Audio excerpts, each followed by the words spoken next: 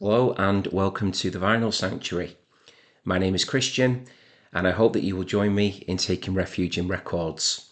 So I'm here today with the fifth and final part of my All My Colours series, which has seen me looking at all the albums in my vinyl collection that have got a colour in the title.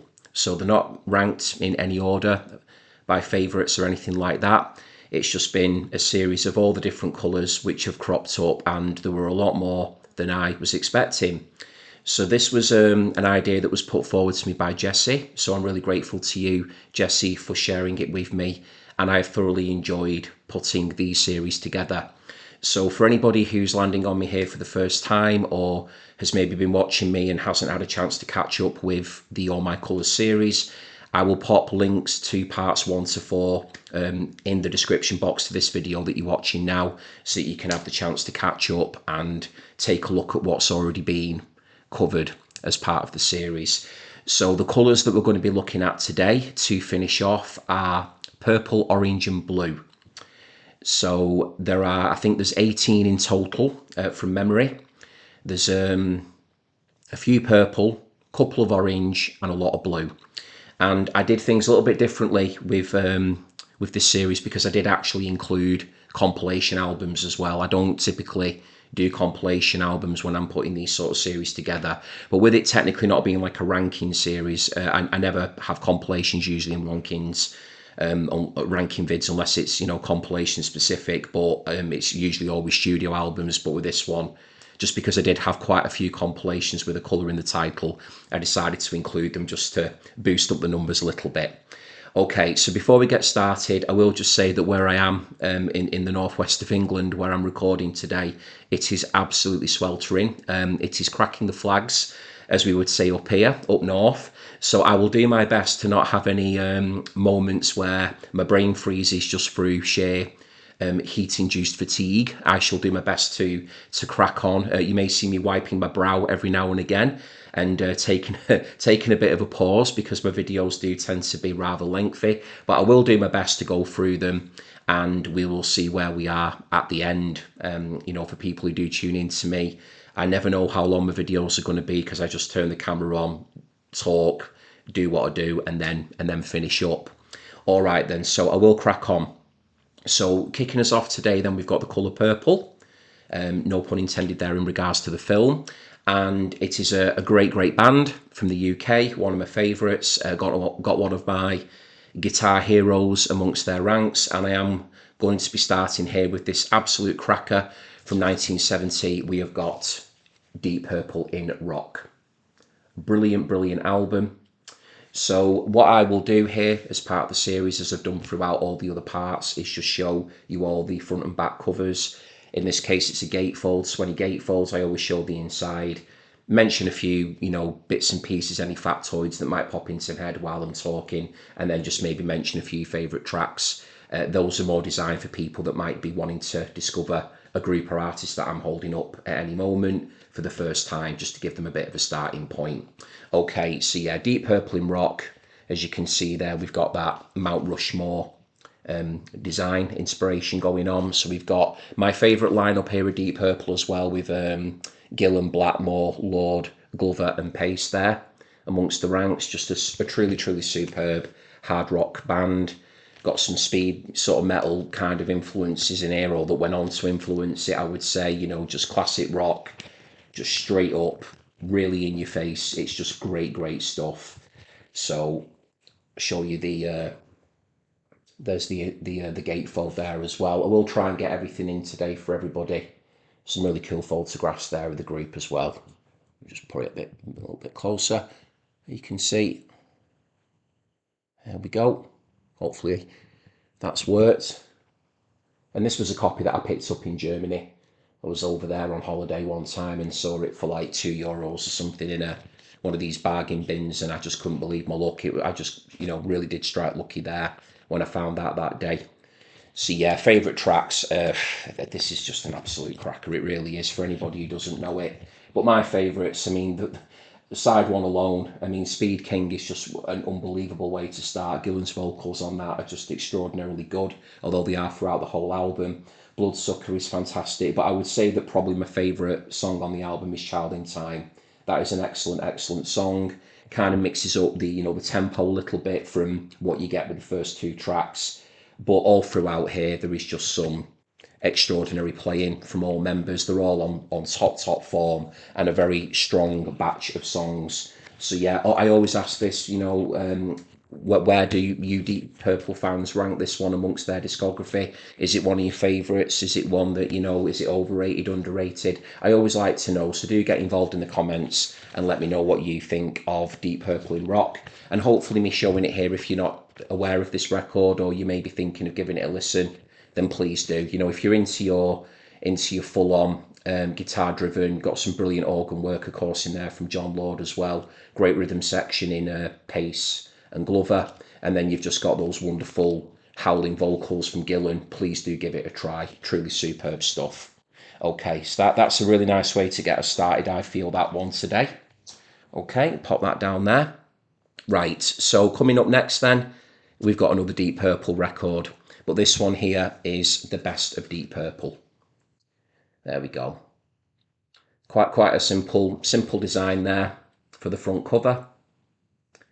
Nothing quite as iconic looking there as the Mount Rushmore inspired design of In Rock. I mean, that is just a legendary album cover. Well, this is a really nice collection of Deep Purple cuts, from various incarnations of the band. So, it kind of takes us through to, let me see, where does this one end? So we've got tracks on here from Fireball, Stormbringer, Machine Head is represented on here. Burn is represented. Fireball as well. Speed King kicks this one off as well. So yeah, I mean, it is such a great song. And then there's a couple or a few that have been lifted from the anthology as well. Slightly earlier ones, I think. So yeah, we got Hush on here, which is excellent. That was a song that for me really came into its own, being the age that I am, when Kula Shaker did a really nice cover of that back in the 1990s. Really good. Very organ driven, very groovy. Great sort of 60s vibe to it, even with the Kula Shaker version, which was all the rage back in that time in the 90s. Black Knight is superb on here as well, which has got almost like a bit of a 50s kind of rockabilly style inspired riff to it by Blackmore, but just really pumped up and amplified and distorted, and just a riff for the ages. It's one of the reasons why Blackmore is one of my favourite guitarists. Black Knight is just an epic riff. And then he also does a rather well-known riff as well on Smoke on the Water, which kicks off side 2. That's of course taken from Machine Head. Brilliant song, that riff. Even if people maybe don't really know Deep Purple that well, or are not sure if they know Deep Purple that well, they will know that riff. So yeah, this is just a really nice collection. Highway Star's on here as well, which is just amazing. Love the playing on Highway Star. Yeah, this is just great all the way through. Demon's Eyes on here as well, and Stormbringer to finish. So I know I've named a few more than 3 tracks there, but I'll just hold it up there just so people can see it. All killer, no filler, as you'd expect with any really good best of. I mean, after all, it's taking the choice cuts of a band's career. So these usually really have to be representative of the very best stuff that the band put out, whatever incarnation it was of them. This is collecting all of that really Premier League material stuff together, and I do think that as an introduction to Deep Purple does a really fine job, and it's one that I'd kept hold of for a long time now. Never parted with it, and don't think I ever will. It's just a very enjoyable listen, that one. Okay, so let's get to the third and final purple choice here. So I've only got 3 purple albums in my collection with the word purple in the title. I think for people who tune into me a lot, it's not going to be a big surprise, to be fair. And this is my favourite artist of all time. A complete and utter one-off, musical genius in my opinion. Multi-instrumentalist, producer, composer, arranger, lyricist, singer, songwriter, dancer, guitar wizard. He could do it all. I am, of course, talking about Prince and The Revolution. It was his band here at the time. 1984, we've got Purple Rain. So the soundtrack to the film as well. So yeah, Purple Rain, what can you say about it? It's been said numerous times by many people, just in terms of its impact, its legacy. I mean, it really does embody the 1980s, along with a good few other classic albums of that era, in terms of its just sheer domination of the charts there, along the likes of, Michael Jackson and Madonna from that decade as well. But I mean, this was Prince at his this was him at the top of the mountain in terms of his commercial appeal. He really did just conquer all that was in front of him. Really, it was just an unbelievable achievement. Purple Rain, just the way that it took off and the way that it just stuck around forever and ever. Pretty much every song on it was released as a single as well. Massive rotation on MTV. So we've got that really lovely back cover there. I've always been a fan of that design, to be honest, and I really do like the writing that, the font that's been used on it as well. Very colourful. And then, of course, as well, I mean, we have to mention this fantastic shot here of him on the bike there with Apollonia there in the background. So for anybody who's not seen Purple Rain, I do highly recommend it. So my copy here, it's just got a plain sleeve on the record itself, but then we've got the poster here. There we go. You can see all that there.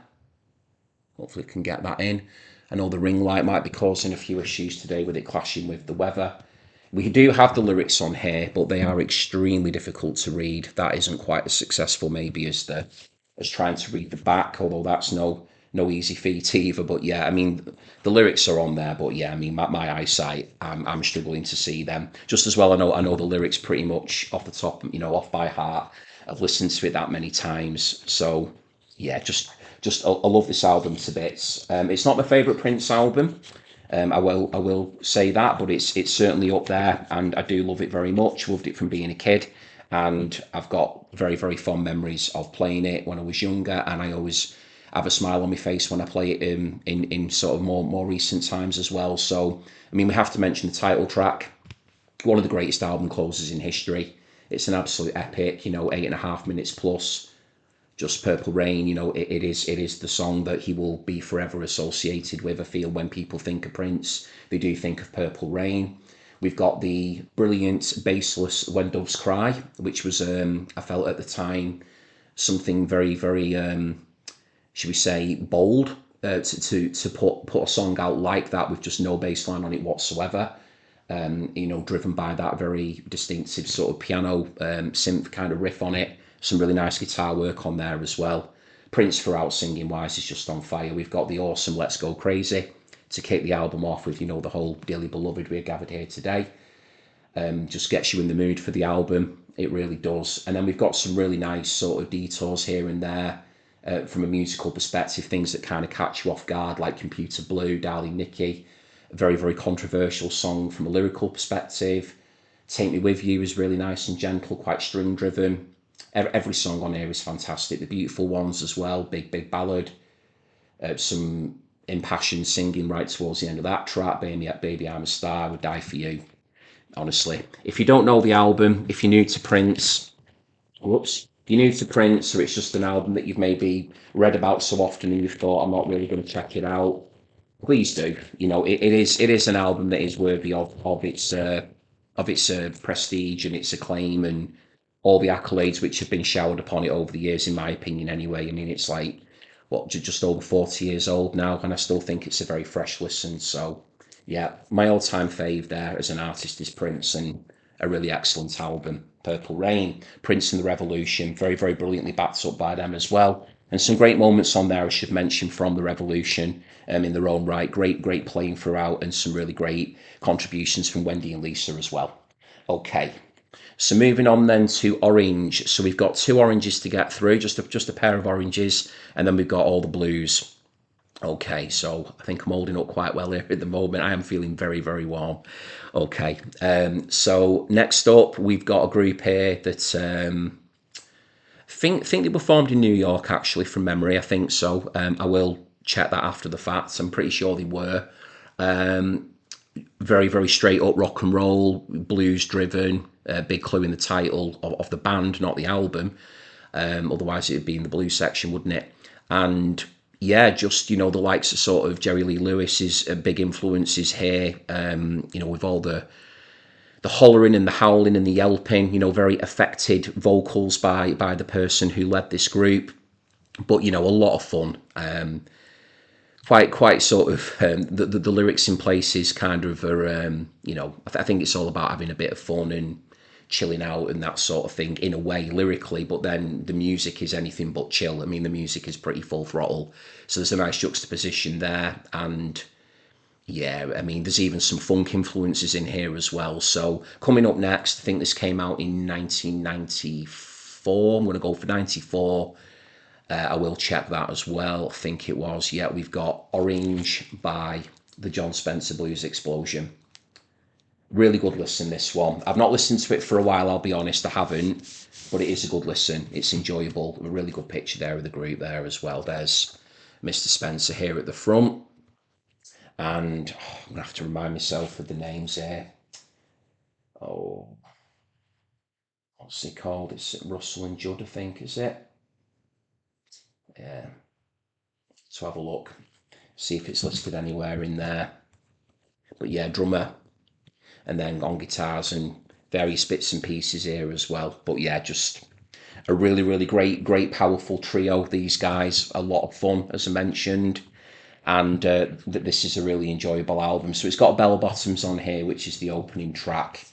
And again, like John Spencer's voice on there is just this sort of like, hey, like, just it is over the top. I mean, it's making me smile just because, I mean, it is very, very affected. But if you're in the mood for it and it doesn't put you off too much, then, and it certainly doesn't put me off, I'm quite on board with it, really. Then yeah, I mean, Bell Bottoms is just this really great groove to it. Lots of shouting of the word bell bottoms over and over again. Dang is an excellent song on here as well. Hopefully you can see the track listings there okay. I think they're coming through all right. Flavour towards the end is a good song. Beck, I think from memory, appears on that. Beck, who is an artist I love to bits. Absolutely love Beck. What else do I like on here as well from memory? Yeah, not had a chance to listen to this one again in preparation for this video. It's one of those, there's a couple there like that in the list. But I mean, I'm always open and honest about that. I mean, I've had this in the collection for ages, but and it might be just to do with the heat as well, getting to my mind, but I'm just trying to remember what else. I mean, Bell Bottoms is one of those songs that once you've heard it, you've heard it. Why not pick out? We'll pick out Sweat. That seems quite apt today. We'll choose Sweat as well. Can't remember exactly how it goes, but so I'm not picking it as a favourite. I'm just picking it as a point of humour really for today. But yeah, flavour is good. Bell Bottoms is good. Dang is very, very good. So there'd be the three that I would say to go and listen to get a bit of a feel and a flavour for the John Spencer Blues Explosion. So if you've not heard these guys, it is very sort of garage rock influence, rock and roll, quite punky in places. They're not straight up blues as maybe the name would suggest. As I mentioned, there are some funk elements in there as well, even a bit of electronica in there. John Spencer was also like a massive Cramps fan as well, so there is a bit of like a bit of a psychobilly influence going on here as well. So there's a lot in the melting pot with the Blues Explosion. So, oh gosh, after all that, the names are on the front cover. There you go. Told you it's going to my head. Yeah, I did say, and I said Judd, didn't I? Russell Simmons and Judah Bowie. Yeah, so Russell is it's Russell and Judah. There we go. Been looking all over the album there to find those names, and they were right in front of me. But because of the silver on silver, they weren't coming up to me. Look at that. That was a daft moment, wasn't it? There you go. And it does say John Spencer's name, of course, there, because it's his name. So, in the band. So there we go, the John Spencer Blues Explosion. We'll move on quickly from that one. Okay. And here's our second Orange. So we have now got a really, really lovely album. Not going to spend too much time talking about this one for a couple of reasons, because I do as well want to keep the video moving. They are long enough as it is, aren't they, at the best of times. So this is a superb album, and I'm just going to show it here straight off. It is orange juice with the orange juice. So the reason I'm not going to talk about it too much here at all is because I've actually done an album review of this brilliant album. Again, I think that one was done for Jesse actually as a request. Yes, it was a lot earlier in the channel's existence. So yeah, this is really, really excellent. I have done a video on it, so I will pop a link to that review for anybody who's watching me here, so you can go away and find out a track by track breakdown of this superb album. What I will say though is that my favourite tracks on here, What Presents, is just absolutely superb. Love the guitar work on What Presents. Just going to show you there as well those two excellent portrait photographs there of Edwyn Collins and Zeke Manyika, superb percussionist. But yeah, Edwyn Collins here is in really great voice and some really great guitar playing throughout as well. But What Presents, please do go away and listen to that. I guess I'm just a little too sensitive. It's one I've always enjoyed a great deal. Some of the lyrics on here as well are just so good, like really good, really witty, just focused, excellent writing throughout. And I do like the Artisans as well. That's a nice one. Yeah, I enjoy that. But I like all of them on there to varying degrees, but What Presents is my overall favourite. But yeah, if anyone does go and check my album review out of the Orange Juice, please do let me know what you think of it. And thank you in advance for anybody who does maybe go and check that out, or maybe they want to reacquaint themselves with it. So that's the Orange Juice by Orange Juice. And there very quickly is there's the back cover there of Zeke and Edwyn having a good old joke or a grin about something. I've always loved that photograph. So yeah, I mean, Edwyn Collins, just an absolute legend, one of Scotland's finest ever songwriters. Okay, so let's get to Blue. Right, there's a lot of blue. Right, so this one here, these have all been done in alphabetical order within the names of the artists and bands. So coming up next, we've got the letter B to start us, and this one here really doesn't need much nattering from me, so I'm just going to show it and pick a few faves. But it's not technically got the colour blue in the album, but because it's so universally known as this title, it does qualify. It is eligible for inclusion. So starting us off with Blue, we have got the Blue Album by the Beatles, but to give it its proper name, the Beatles 1967 to 1970. There we go. Great photograph there. Ringo, Paul, George and John. Front and back, well, there's the back there as well. And that's the front cover that you get, of course, on the Red Album. So yeah, same gatefold photograph as well in both compilations. I mean, it's just a stunningly good compilation, isn't it? Let's take the records out there as well. You've got your lyrics and everything there. There we go. I'll just take it out because it makes the gatefold easier to show for anyone who may not have seen it. The most famous photographs there in history of the group there. Look at that.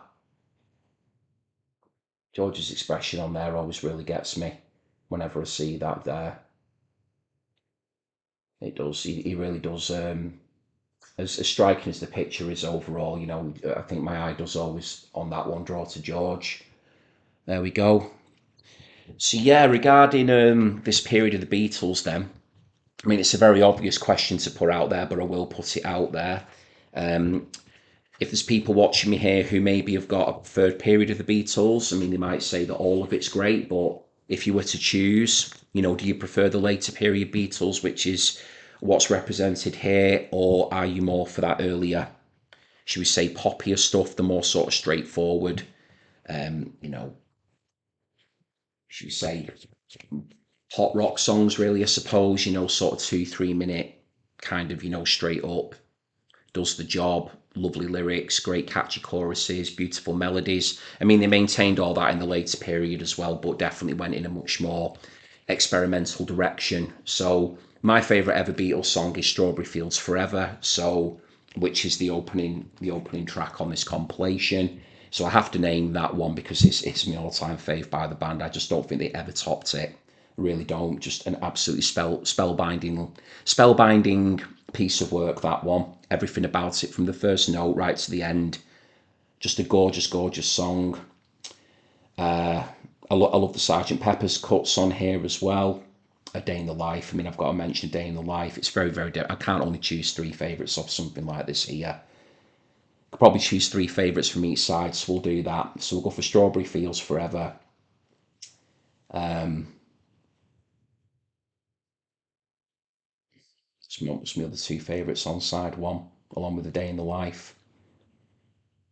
Hmm. I do love Lucy in the Sky with Diamonds as well. Go with that one. Side two, I'm the Walrus. Always loved that. Phil on the Hill's fantastic as well. Revolution, superb. Yeah, great rocker. Love Revolution. Side three, back in the USSR. The nod to the Beach Boys with that one, with those woo woo woo harmonies in there and everything. Just really really great melodicism on display there, from a band who were rather good at doing that.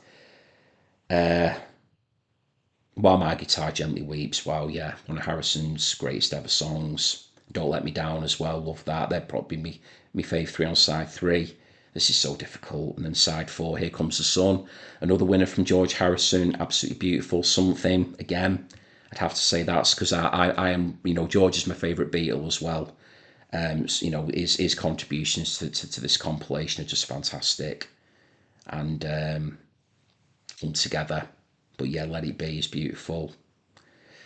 Tricky, yeah. So yeah, I have tried to name three from each side there of my faves, but you can't go wrong. It's the Beatles. I mean, for people who may not be the biggest fans of them, please do give this a check out, and it is just brilliant from start to finish. And for all those fans out there, this is just something you can put on and just marvel at just how sublimely good they were. So there's the Beatles there with 1967 to 1970. There we are. Okay, so moving away now from the world of the Beatles, we're getting into some dream pop territory now. Group from Grangemouth up in Scotland, that's where they formed. Beautiful, beautiful band. This is a beautiful album. Very underrated, in my opinion. Came out in 1988. We have got Bluebell Knoll by the Cotswold Twins. Superb record, this one. And I believe this was recorded at a time where it was quite a happy period for the group. So it was Liz Fraser, Robin Guthrie, and Simon Raymond. And I think it shows in some of the musical passages and decisions that are made on the album. This for me is like a world away from that earlier gothier Susie and the Banshees post-punky inspired records, like the likes of Garland's and Head Over Heels and things. This really does inhabit a dream pop terrain. And it is a stunning piece of work. It sounds great. It's one of the best produced Cotswold Twins albums in my opinion as well. Caroline's Fingers is just gorgeous, and that is one of my favourite ever Cotswold Twins songs. Beautiful. Please do go away and listen to that one if you're not familiar with it.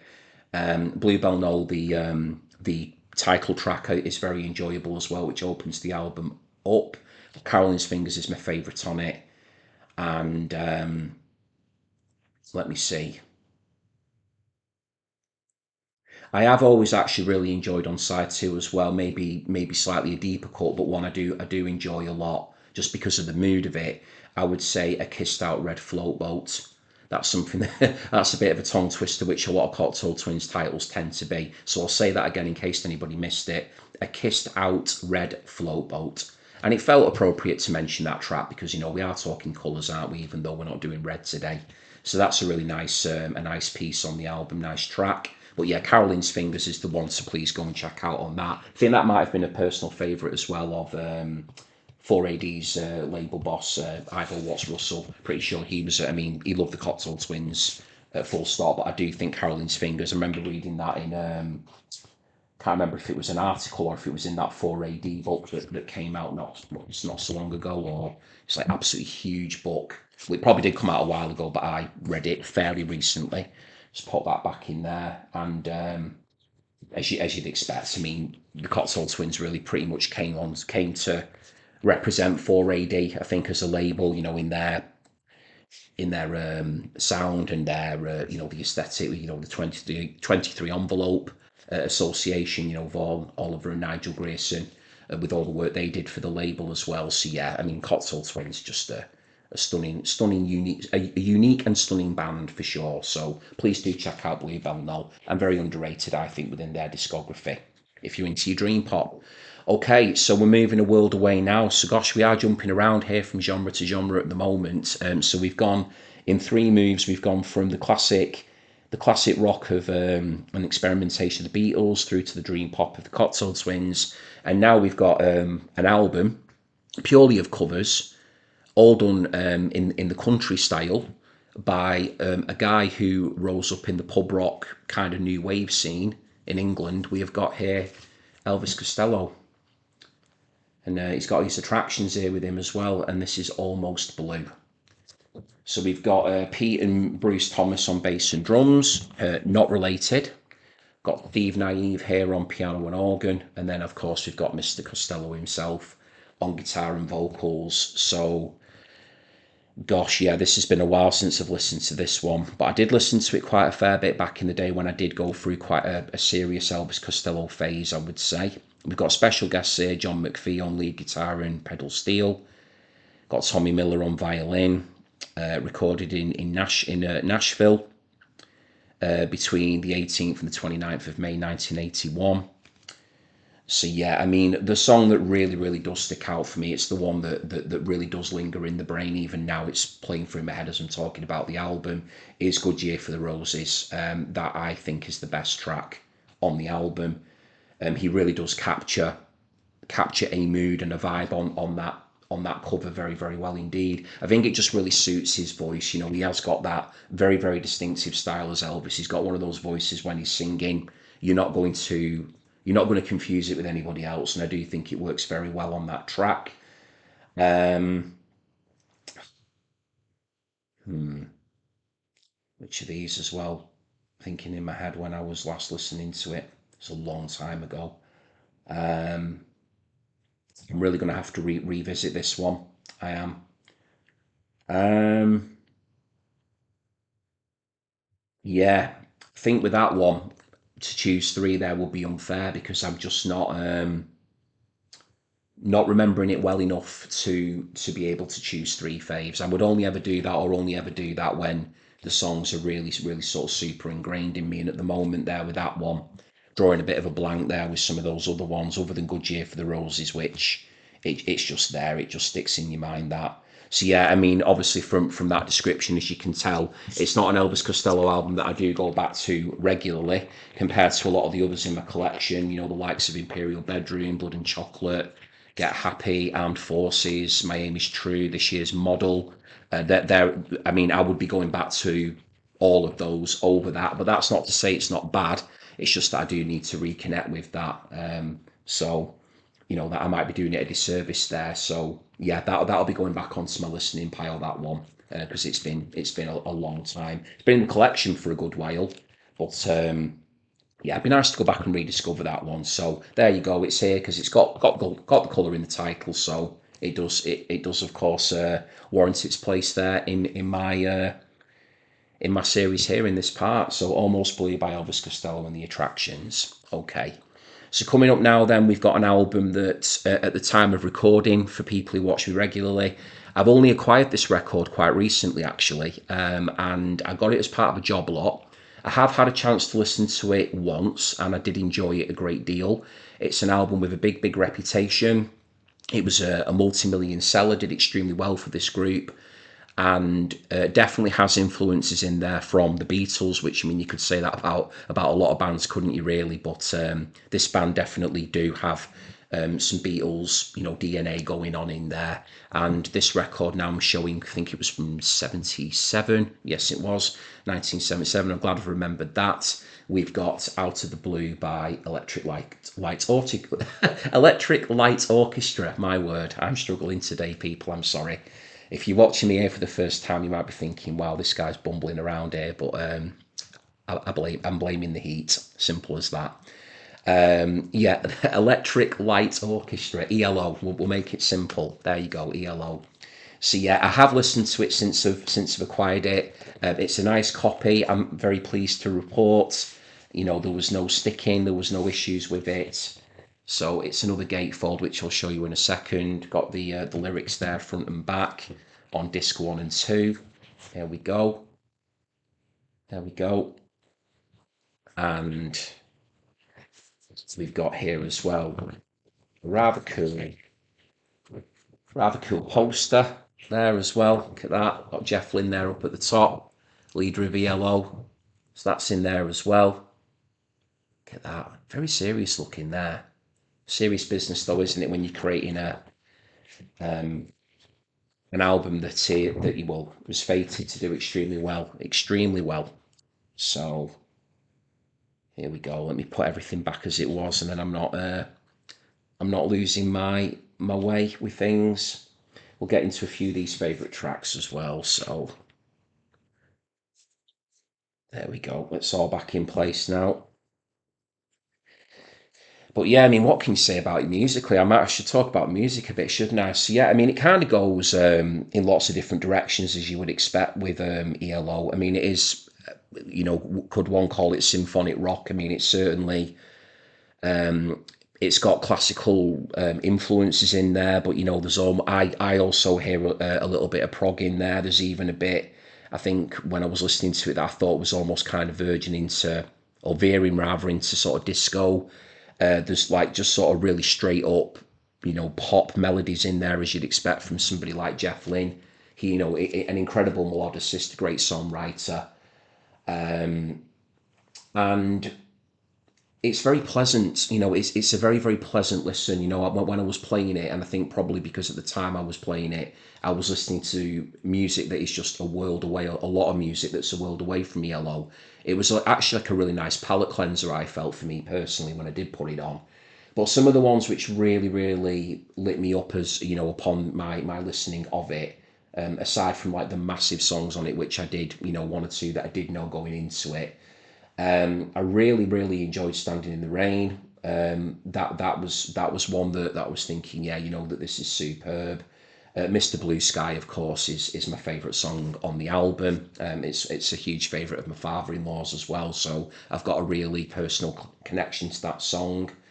Birmingham Blues towards the end, I enjoyed Wild West Hero. Sweet Talking Woman, of course, as well on there is great. Night in the City. So yeah, there are some really great songs on here, and because I'm not the most knowledgeable, I'm not the biggest in terms of what I know about the group as an ELO fan. I am a newcomer in many respects. I don't know whether this is an album that, in the grand scheme of things with fans, whether it's has it maybe suffered from being maybe ubiquitous for a time, or is it one that people still do come back to? I would really love to know from the ELO fans that tune in to me what their relationship with this album is. I mean, I enjoyed it. I definitely need to spend more time with it. It's a recent acquisition at the time of recording, but playing it that first time through, it's a big album, 4 sides of music. I felt like I could really connect with this moving forward. So I'm very, very pleased to have it and very pleased to be showing it off. So that's ELO with Out of the Blue. Okay, so we've got another one here now. I've not listened to for ages, and yeah, time has been against me in terms of trying to get some of these listened to prior to recording this part. But with there being 18 albums as well, and I realised as well, again at the time of recording, it's been a good few weeks since I last did a video, so I do apologise for that. It's been a little longer than planned, just for various reasons that I won't need to or don't need to get into, but just held me up a little bit.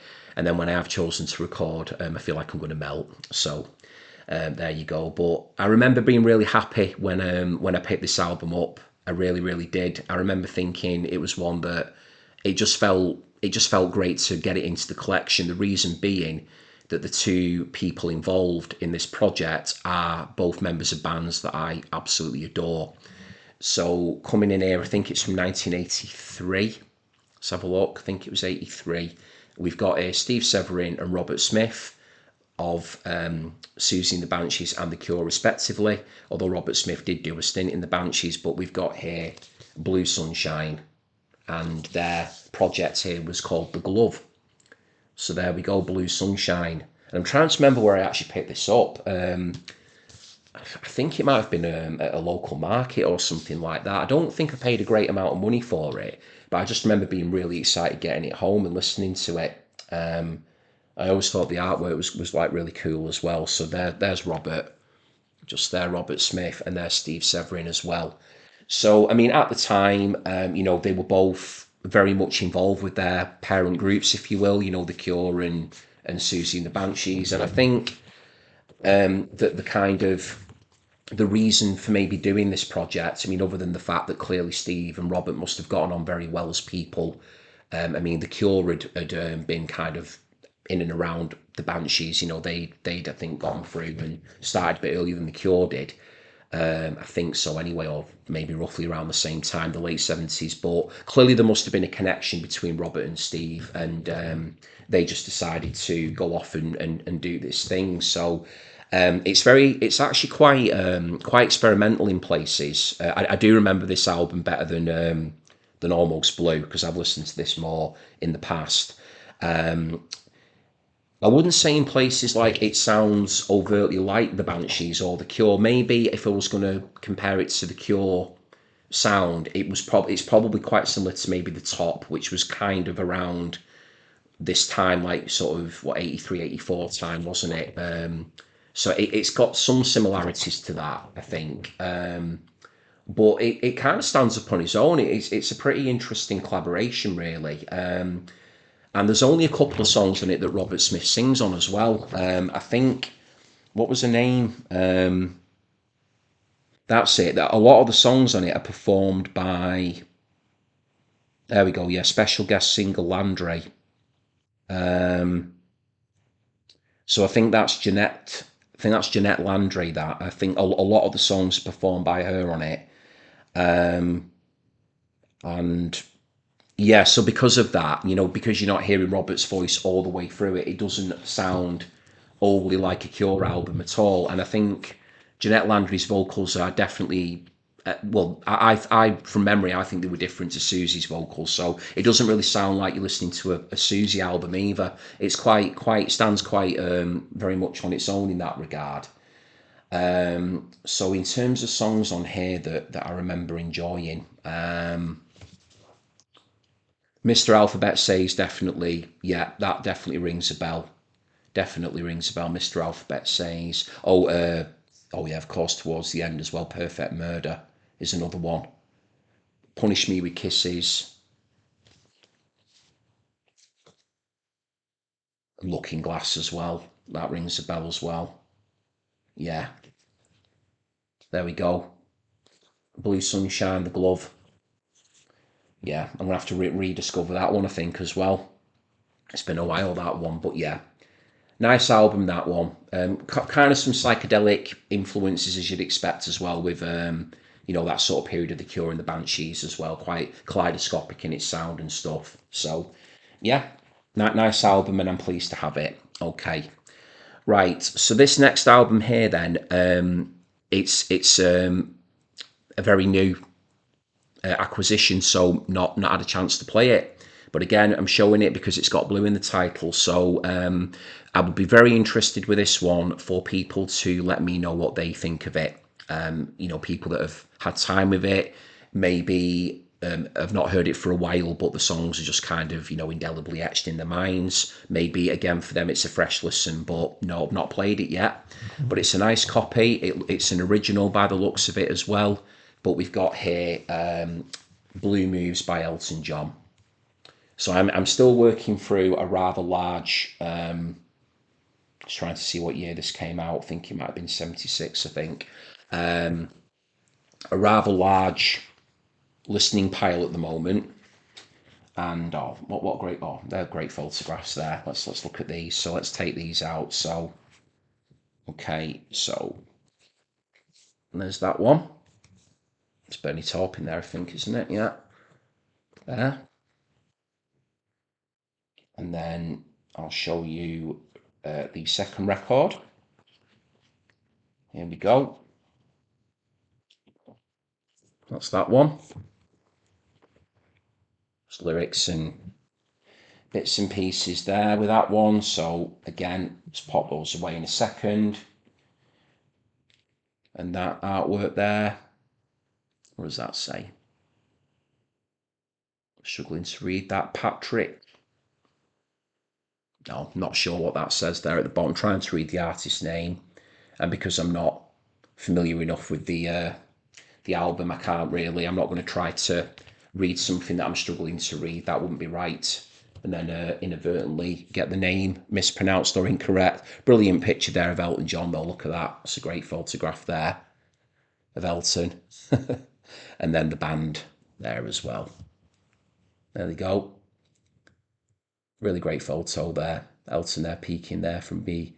Looks like he's there. Like guys, looks like he's got two heads there. The way Elton's head's there at the side. But yeah, great photo, isn't it? That one.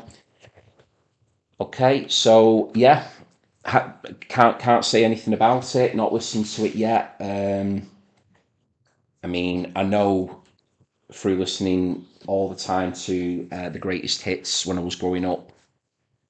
Mum's favourite compilation was Elton's greatest hits. Sorry seems to be the hardest word was on there. Absolutely superb song, that one. I was really, really happy when I got this and saw that that was on it. But yeah, this for me is something going into it, and just really, really hoping. Well, I'm expecting it'll be a really great record. All the other Elton John albums I've listened to, I've loved. So I don't see why this one would be any different. But yeah, big album, that one, isn't it? If it's a double, so I'm going to have to put some time aside to really, really sit down and absorb that one and appreciate it. But anybody who's knows the album well, please do share your thoughts with me. What can I expect from Blue Moves by Elton John? Please do let me know. Okay. Yeah, and as you've gathered with me, I'm always up front. If I don't know something that I had a chance to discover it, I'm certainly never going to try and blag it or say claim that I know something that I don't. I'm learning about music just as much as anybody else, and that's the great thing about having a channel is it's being able to show new discoveries with people, get other people's perspectives on what I've acquired for the collection. I always love reading what people have to say in the comments, so please do share with me and let me know what you think. And then the ones that I do know and love and they're kind of living in and breathing inside me, then I'm always happy to share as much info I can about those records as well. Okay, so a little moment now just to say, if you're still here with me, thank you very, very much indeed. I really appreciate it. I know this has been a big video, this one, and we're not even done yet. I knew that was going to be the case going into this one because of just how many records I had to show. But it is the final part of a 5-part series, so it does seem fit in for the finale to be one that's pretty involved and maybe had a few plot twists along the way. Okay, so let me just see how many records we've got left to show here. All right, 3, 4, 5, 6, right, 7. Got 7 left to show. Okay, let's carry on. Right, so the good news is that with this one, I did manage to make some time to re-listen to it before I've recorded this video, because I was looking at it and thinking, I can't even remember where I picked this one up. Then it occurred to me, my wife picked it up for me from a charity shop in a town, well, a village, I should say, that we used to live in many years ago. So then it kind of came back to me. But then I was trying to remember what it sounded like, and I put it on, and it was a really enjoyable listen. So coming up now, we have got Matt Johnson with Burning Blue Soul. And my wife very kindly reminded me that she picked this up in it was a local branch of Oxfam, this one. She found it me at a really good price. I think she saw me looking at it that day in the shop, and I think I just put it back and probably ended up looking at something else, and unbeknownst to me, which was lovely of her, she actually went and bought it for me whilst I was looking at probably books or DVDs or something. And that was a really nice surprise that she did that for me. So thank you to Michelle for doing that. So there's some sleeve notes on the back here from Ian Pye. Very interestingly, given that we were talking about 4AD before, this was released on 4AD, as you can see there. So this is Matt Johnson, of course, of The. For people who may not be aware of who Matt Johnson is. Great songwriter, had a lot of success with The in the 80s. This, I think, came out in 1981. It was year 81. So we've got... Also appearing on here with Matt Johnson, we've got Bruce Gilbert and Graham Lewis from the band Wire, who are one of my favourite groups. But yeah, this was a really enjoyable listen. Very experimental, quite dark, quite moody. A different sound, I would say, to the likes of, their albums such as Soul Mining and Infected. It sounds different to records like that. And for me, this one felt really kind of post-punky and quite gothic in places as well. There's a really cool instrumental to open the album up called Red Cinders in the Sand. Really great mood piece. That it had like all kinds of really weird effects and stuff on it. But my absolute favourite track by quite some way was Icing Up, which is track number 4. I think it's like well over 7 minutes long, and I just thought it was superb. Great sort of guitar, sort of strumming, chord sequence melody on there. Matt himself vocally sounds great on it. Really enjoyed Icing Up, but there wasn't a single track on here that I didn't enjoy.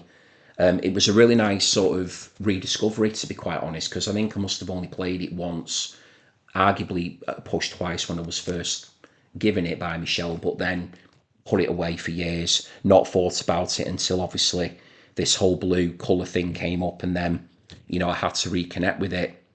Just laughing here that there's a Karate Chop piano being credited there to Graham Gilbert, I think there. No, Bruce Gilbert, Graham Lewis on track 9. Yeah, the wire contribution there. So yeah, if you're looking for something a bit different there, and you do like your sort of early 80s post-punk, please do give that a listen. There's some really nice turns of phrase in the lyrics as well.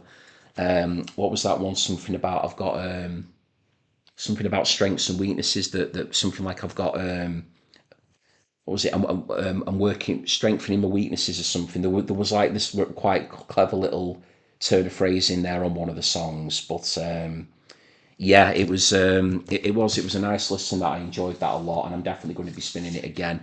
Feel like I need to give that album a bit more time and reconnect with it. And to be honest, I've not listened to some of the albums for a while in my collection, so I might need to go and have a bit of the period with my listening experiences maybe in the near future. Okay, so that's that one. Right, now moving on. So this is a classic pop from the 1980s. Listened to these songs a lot growing up. My sisters were a huge fan of this artist. So this kind of, is part of, or kind of falls into that Michael Jackson Prince period as well when I was growing up, because, these artists were everywhere, and, they were all pretty much of the same age and stuff as well, and all competing to be dominating the airwaves and, outselling each other in units, in albums and singles and everything else. But yeah, this is a really good album, and it is True Blue by Madonna. Very good album indeed, this one. So it does have my favourite ever Madonna song on it in Live to Tell, which is just this wonderful power ballad. Very moody, evocative song, kind of like quite a smoky, almost like a late night sort of noirish feel to it. That song I've always felt, it's a great song to listen to at night.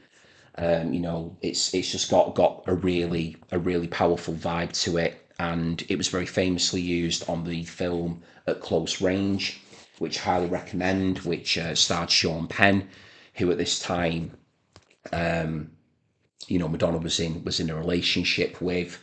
True Blue, the title song on this album, was in fact dedicated to Sean Penn, I believe. But yeah, At Close Range, Christopher Walken's in it as well. Very good film, that.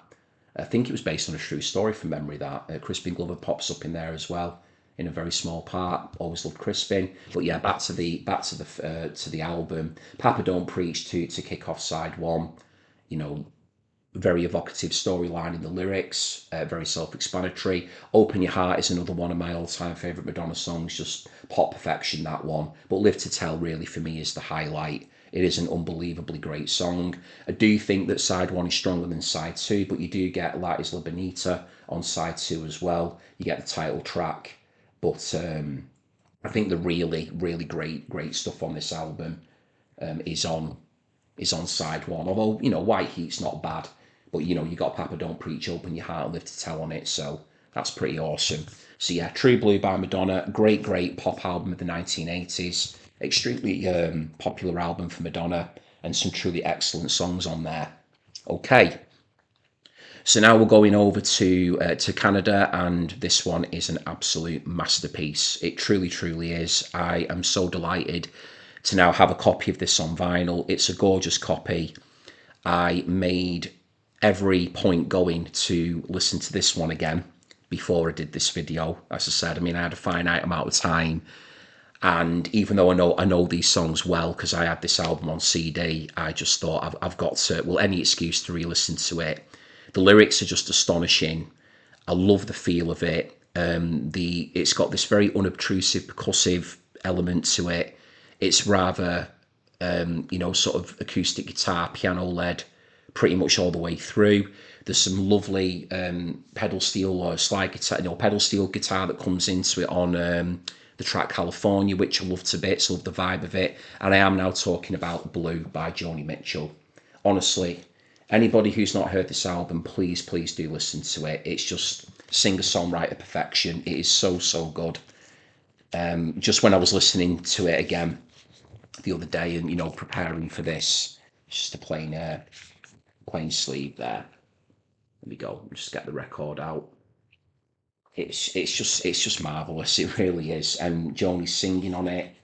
Just the way that she can use her voice to sell a story. The lyrics alone are amazing, but it's just the way she uses her voice. She conveys so many emotions. She can switch.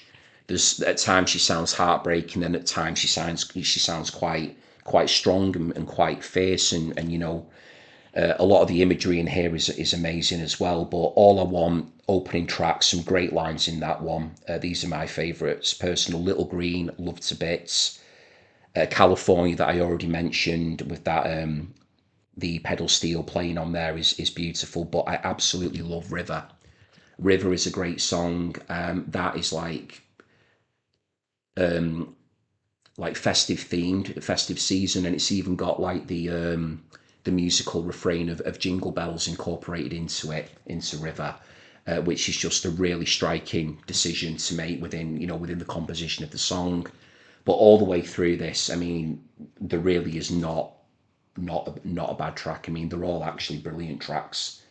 I mean, the last time I saw Richard at the end as well is fantastic. So, and I know I've not named all the tracks on there, but they're just a few of my favourites. But all the way through, one of the very best albums I think out there, and I'm really delighted now to have this in my collection. Got Blue by Joni Mitchell. Please do get into the comments, Joni fans. Let me know where you rank that one amongst her rather awesome discography. I'm still playing catch up in many respects with Joni, but I've got quite a lot of her albums in my collection now. I'm just having to work through them in my own time and choosing the right moments to play them so that I get the very best experience out of them.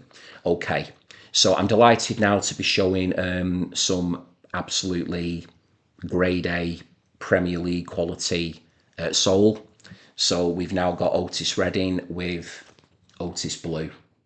And I've got Mum to thank again for getting me into the world of Otis Redding. She got me into the likes of Queen, Elton John. This was when I was a kid. David Bowie, the Beatles, of course, loads of other bands as well and artists. But she did get me into all the Motown stuff and the likes of Otis as well. He was obviously on Atlantic, of course, not on Motown. She got me into Stax and all kinds of different types of, all kinds of different artists. Sam Cooke and.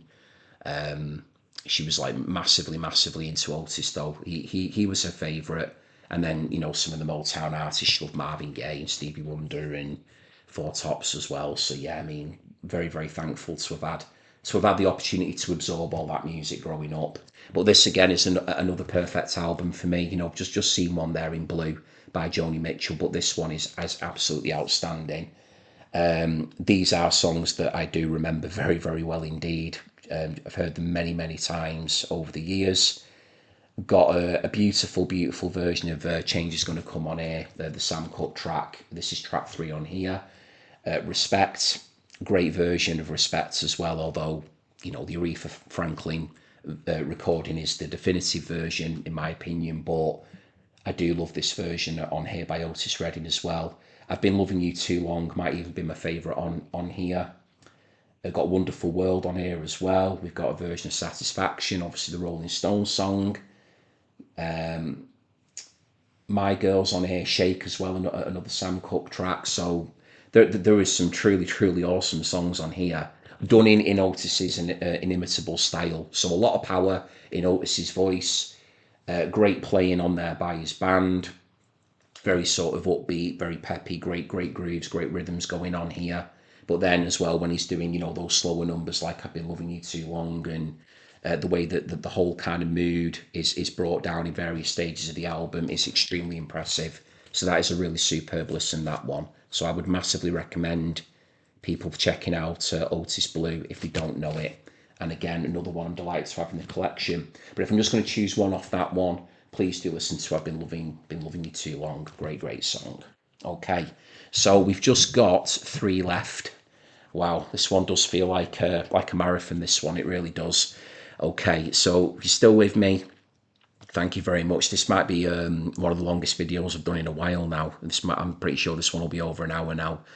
Okay, so coming up next now then, we've got my favourite album by this artist who is just an absolute legend. Love his work, love his guitar playing, his lyrics.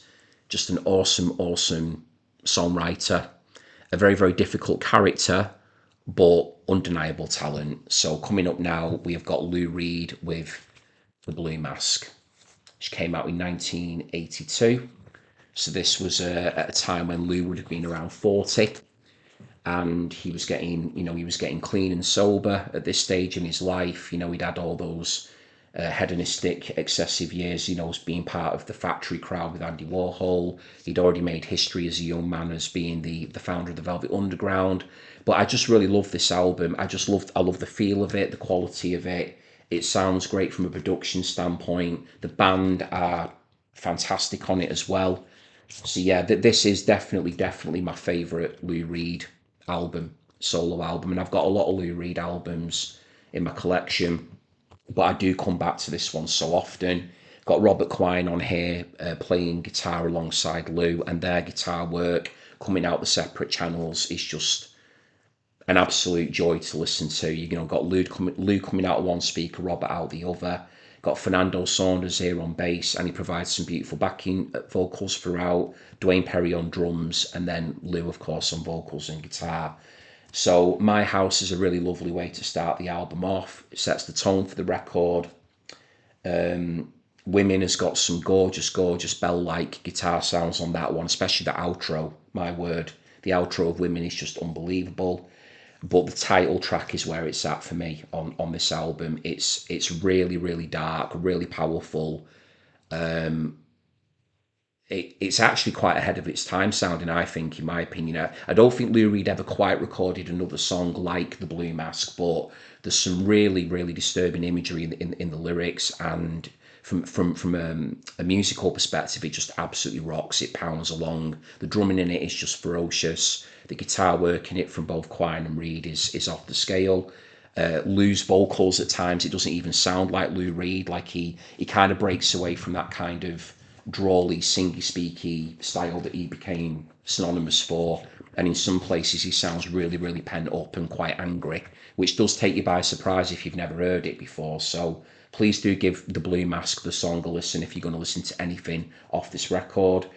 Side B, Waves of Fear is superb. The Day John Kennedy Died is a great story, but Heavenly Arms to finish, where he's singing about his love at this time, which was Sylvia, is a great song as well. So yeah, I've got a lot of love and a lot of time for The Blue Mask, one that I do come back to an awful lot, and an album that each time I play it, I get more and more from it. And yeah, as you can see there, that's obviously the artwork is like a repro of the iconic Transformer artwork, and just rendered in blue for The Blue Mask. Okay, there's guitar there on the back. Right, 2 albums left. Okay, so this one here is from 1992, and it is an artist who made his name in an extremely important hardcore punk band back in the early 1980s. He'd done a couple of solo albums after that group split, rather acrimoniously, in about, I think it was 87. He did a couple of solo albums, and then he came back with this new project. So the band I'm going to be showing you now is Sugar, and the record here, as you can see, is Copper Blue. And the person helming Sugar, the person I've just been speaking about, is of course Bob Mould, who made history, musical history, with Husker Du, an unbelievable band. For anybody who doesn't know Husker Du, please check out all their albums because they're all essential pretty much. But this one here from '92, Copper Blue, is really interesting because for me, it's beginning to sound like a lot of the bands that Husker Du actually influenced. So, the likes of the Pixies, for instance, were very famously went on record to be, say they were inspired by Husker Du. There's songs on here that sound like the Pixies. You've got a bit of jangle rock on here. There's stuff on here that reminds me of REM. But yeah, this is just a really, really strong batch of songs from Bob Mould, and some of the guitar playing throughout, because he is a bit of a guitar god, is Bob. Brilliant player. You've just got some great stuff on here. I mean, Hoover Dam is fantastic. Love Changes, great sort of propulsive drive to changes. Great song. Good Idea is an absolute rocker as well. But one of my favourites, well, I would say it is my favourite on the album, is If I Can't Change Your Mind. Beautiful song, that acoustic driven, very poppy, quite Birdsian in its execution. Lovely singing on there from Bob. Thought provoking lyrics as well. So yeah, I'd say Changes. If I Can't Change Your Mind, Hoover Dam. Please listen to them. Good Idea as well. But if you're looking for some early '90s alternative guitar rock, then please do check out Copper Blue by the rather brilliant Sugar. Excellent. Okay, and to finish us off then, a very unique singer-songwriter, someone who, in my opinion, is the only musician that I can think of who I think is as brilliant an actor as he is a musician and musical artist. So this album here does have a very cinematic vibe to it, as a lot of this artist's albums do tend to have.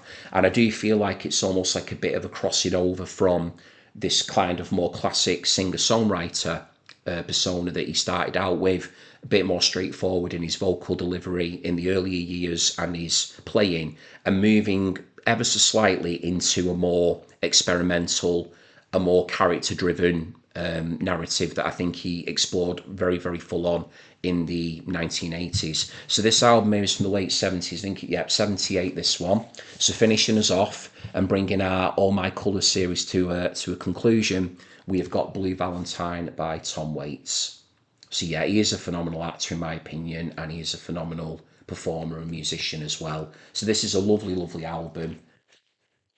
So the back cover there, his covers and back front covers, they always do tell a story in some way.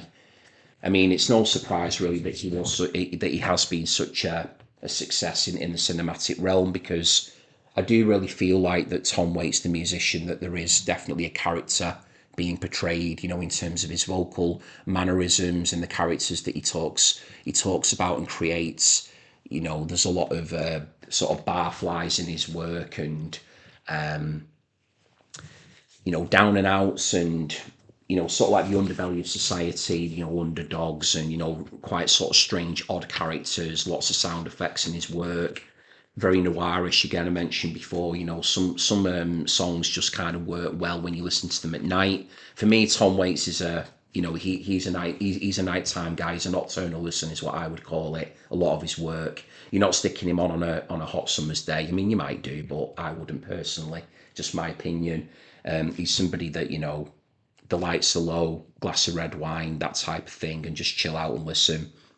So going back to the cinematic references, Romeo is Bleeding is a great song on this album.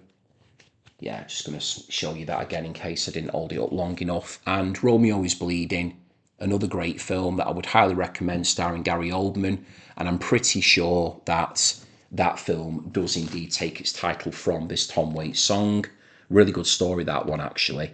Great story in the song as well, Romeo is Bleeding. Red Shoes by the Drugstore is very good on side one, and again, seems apt to choose a song here today that's got a colour in the title, but it is a very good song. Blue Valentines to finish on side two is very good as well.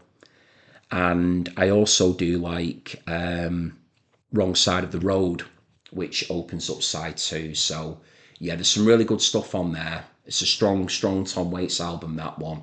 But I'd say the pick of the bunch, my favourite of them, is Romeo is Bleeding. It's a very good side one, that, although it is consistent throughout. So there we go, Tom Waits with Blue Valentine. And yeah, if you're kind of thinking from a musical standpoint, what does he sound like? I mean, it is singer-songwriter, but there's a lot more going on to it, I think, than your classical sort of, one person with an acoustic guitar and a bit of accompaniment. There are some really interesting sonic decisions being made, and various characters coming in. There's some spoken word stuff in there in terms of his vocal delivery. Not dissimilar in some respects to Lou Reed in that way, although they sound very different. But there is just a lot there to enjoy and to absorb and to digest and to ponder on, really. A bit of a one-off is Tom Waits, so somebody that he probably is quite divisive. People that would either maybe love him or can't stand him, but I'm somebody who does love him, and everything I've heard of his to date, I've always thoroughly enjoyed and taken a lot of satisfaction from. Okay, so I'm all done and dusted then. If you are still here now, thank you so much. I really do appreciate it. Like I say, I just turn the camera on and just go for it. So yeah, there was a lot of albums to get through there, but I'm really pleased to be concluding All My Colours. It's been a lot of fun doing it, and it has taken me a bit longer than I thought it would to finish it, so I do apologise for that, but we're all done now, and I'm going to start having a think as to what I'm going to be doing next. It probably will be another series, because I do like them, and it's a nice way to keep building, part upon part, and having something that feels quite consistent each week, almost like a bit of an episodic feel to it. So I do like that. So I'll have a think about what to do next. But if you are new to the channel and you did like what I did today, please do consider giving the video a like. I'd really appreciate it if you did. And perhaps you would consider subscribing to the Vinyl Sanctuary as well, and joining me in taking refuge in records. That'd be lovely if you would. And if you do click subscribe, then please don't forget to click the notification bell too, and that will give you a heads up as to when I've got new content landing. And for people that subscribe and or have been subscribed to me for a while, and people that tune in to me regularly, thank you so much for doing that. It always means the world to me. I always really appreciate it. And for anyone who leaves any comments in the comments section, I will endeavour to get back to you as quickly as I can. And I'm looking forward to having some really nice conversations in there about that rather big batch of records which I've worked through today and that I've really enjoyed showing. Okay then, so that's me over and out. Thank you everybody again, and until next time, bye for now.